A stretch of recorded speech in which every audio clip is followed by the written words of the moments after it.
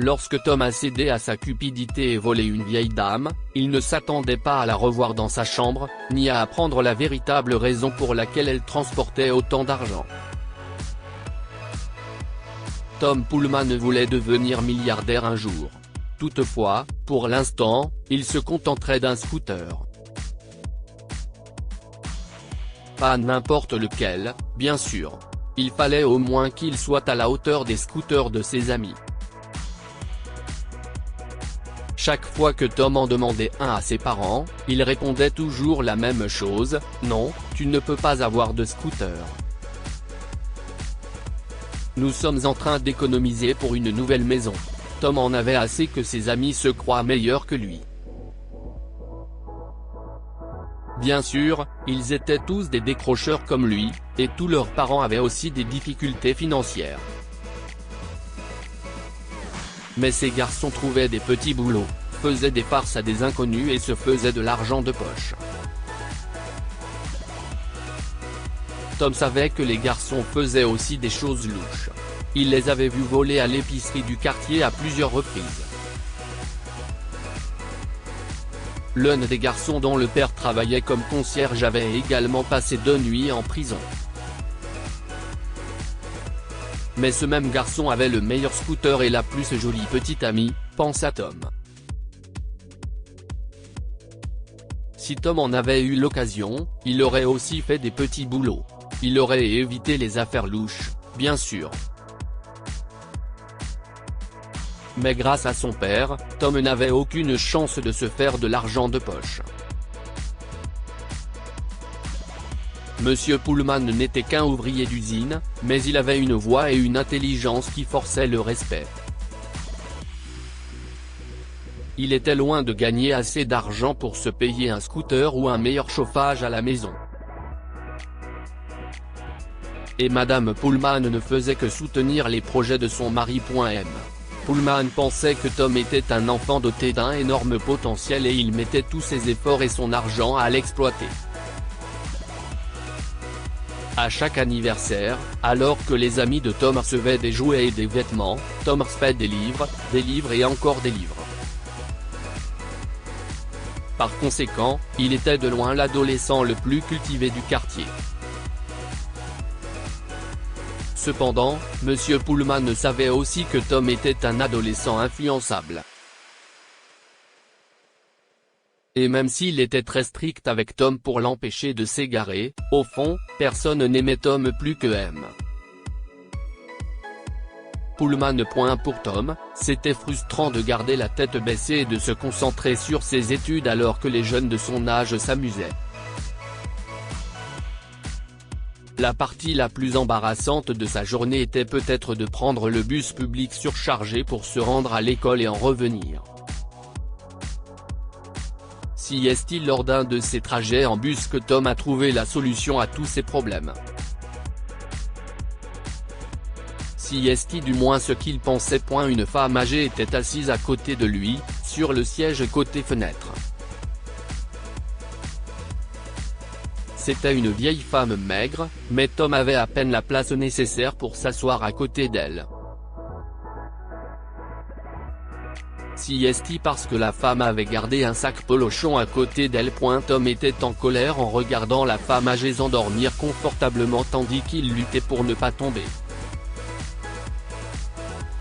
Si est-il alors que, par une petite ouverture sur le dessus du sac de sport, Tom vit quelque chose. Il a rapidement reconnu qu'il s'agissait d'un billet de $100. Le sac était rempli de beaucoup d'argent. Tom a été confronté à un dilemme moral pendant le reste du trajet. Il était assis à côté d'une somme d'argent qui lui permettrait d'obtenir quelque chose de bien plus grand qu'un simple scooter. Avec cet argent, je pourrais m'acheter une voiture. Il a immédiatement pensé à ce que ses parents diraient. Il pouvait entendre son père lui faire honte d'avoir pensé à voler l'argent. Ses parents ne lui parleraient probablement plus pendant un certain temps. Tom regarda à nouveau le sac et la femme. S'il s'agissait d'un de mes amis, il n'hésiterait pas à prendre cet argent. Ils agiraient rapidement et iraient ensuite s'acheter quelque chose de vraiment cool pour eux-mêmes. Je veux être comme ça, pensa-t-il. Lorsque le bus arriva à l'arrêt suivant, Tom ressentit un mélange de peur et d'excitation. Il ramassa discrètement le sac rempli d'argent et descendit du bus. En voyant le bus partir et la femme encore endormie, son cœur s'est arrêté de battre et il a senti une bouffée d'air dans ses poumons. Il n'arrivait pas à croire ce qu'il avait fait. Il ressentit une pointe de culpabilité, mais celle-ci s'estompa rapidement pour laisser place à un flot de joie, d'excitation et même d'un peu de fierté. Tom passa le reste de la journée caché derrière un parc, comptant l'argent à plusieurs reprises. Il ne se souvenait pas de la dernière fois où il avait séché l'école et passé la journée à rêvasser. Il en profita pour mettre au point un plan pour cacher l'argent, le dépenser et inventer une histoire à raconter à son père. Le soir venu, il était temps pour Tom de rentrer chez lui. Il décida qu'il n'était pas prudent de prendre le bus. Pourquoi, pour la première fois de sa vie, le garçon a pris un taxi pour rentrer chez lui.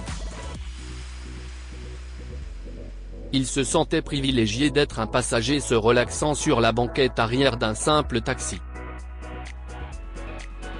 Ma vie ne sera plus jamais la même, pensa Tom en souriant, tandis qu'il regardait la même ville qui passait devant lui sous un nouveau jour. Dans toute cette agitation, Tom avait oublié de manger ce jour-là. Il décida de prendre une pizza dans son restaurant préféré en chemin. Il s'est arrêté à un pâté de maison de chez lui et a marché. Il avait déplacé l'argent dans son sac à dos et l'avait emballé de manière à ce que personne ne s'en aperçoive. Mais rien ne l'avait préparé aux visiteurs inattendus qu'il allait rencontrer. Dès que Tom entra dans sa chambre, son visage devint pâle et la boîte de pizza tomba directement sur le sol. Monsieur Pullman partagea un rire avec la vieille femme qui s'était assise dans le lit de Tom. Elle n'était pas du tout une étrangère. Tom resserra son sac à dos en réalisant qu'il s'agissait de la femme à qui il avait volé l'argent. Il essaya de détourner le regard, craignant que la femme ne le reconnaisse. Au lieu de cela, elle lui adressa un tendre sourire et lui dit « Tu dois être Tom. Mon fils vous ressemblait quand il était à l'université. » En disant cela, elle a fondu en larmes. Monsieur Pullman la consola et commença à raconter sa rencontre fortuite avec elle. Tom, voici Madame Sims. En rentrant chez moi, je l'ai vue pleurer sans retenue sur le trottoir. Je n'arrivais pas à croire que les gens passaient à côté d'elle, ignorant une personne qui souffrait si visiblement. Je lui ai parlé et j'ai appris qu'elle avait parcouru 247 km pour rendre visite à son fils Jamie à l'hôpital. Jamie souffre d'une grave maladie cardiaque et a besoin d'argent pour se faire opérer. Madame Sims avait réussi à rassembler la moitié de l'argent et l'emportait avec elle. Pendant le trajet en bus vers l'hôpital, quelqu'un a volé le sac d'argent.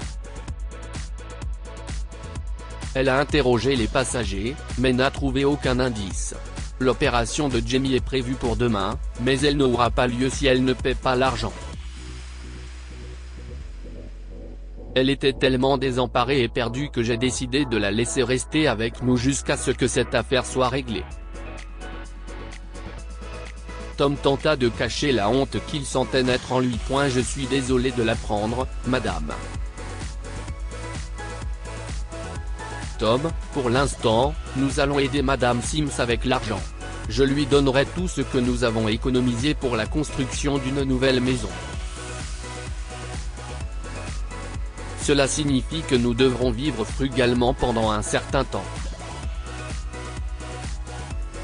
pas de dépenses inutiles, même pas pour ta pizza préférée. Tom était choqué d'entendre avec quelle facilité son père avait décidé de se séparer de ses économies. Mais encore une fois, si est papa. Il a toujours accordé plus d'importance aux gens qu'à l'argent. La femme essuya ses larmes et dit « Je ne sais pas comment vous remercier, monsieur. Appelez-moi Greg. » Et Tom ? Oui, papa ? Tom pouvait à peine parler. Demain, vous accompagnerez Madame Sims au poste de police pour déposer une plainte officielle. C'était le moment. Tom avait un autre choix à faire, laisser faire et continuer à tromper son père et la pauvre femme ou avouer ce qu'il avait fait. Cette fois, Tom a fait le bon choix. Il a placé le sac à dos devant Madame Sims et a commencé à le dézipper. Il avait peur de son père, mais il savait qu'il lui avait appris à ne pas être malhonnête. Les larmes aux yeux, Tom dit « Papa, il faut que je te dise quelque chose. Que pouvons-nous apprendre de cette histoire? Le vrai bonheur ne peut pas venir de l'argent volé. » Tom était aux anges lorsqu'il est tombé sur l'argent de la vieille femme. Mais en fin de compte, cet argent ne lui a apporté que culpabilité et honte. L'argent peut être volé. La gentillesse doit être cultivée. Il est plus important d'être quelqu'un de généreux, quand même. Pullman, que quelqu'un de simplement riche. Partagez cette histoire avec vos amis. Elle pourrait égayer leur journée et les inspirer.